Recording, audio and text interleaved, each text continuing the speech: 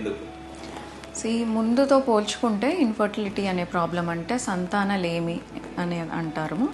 అది కొంచెం ఎక్కువైంది ఈ మధ్యకాలంలో. దానికి చాలా రీజన్స్ ఉన్నాయి. అందులో మెయిన్గా 3 రీజన్స్ చెప్పుకోవచ్చు.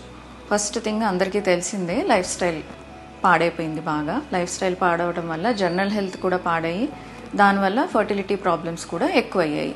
Second reason late marriages. Marriage అనేది ఇదివరకు రోజుల్లో అరౌండ్ 20-25 మధ్యలో చేసేసుకునేవాళ్ళు.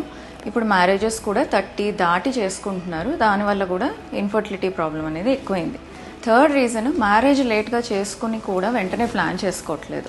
మళ్ళీ దానికి కూడా పోస్ట్పోన్ చేస్తున్నారు. అడ్జస్ట్ అవ్వాలి, ఒకళ్ళనొకళ్ళు అర్థం చేసుకోవాలి అని అనుకుంటూ ఇంకా లేట్ చేయడం వల్ల ఇద్దరివి, వైఫ్ అండ్ హస్బెండ్ ఇద్దరివి ఏజ్ ఎక్కువ అవ్వడం మూలన కూడా మనకి ఫర్టిలిటీ ప్రాబ్లమ్స్ అనేది ఈ మధ్యన ఎక్కువ అవుతున్నాయి.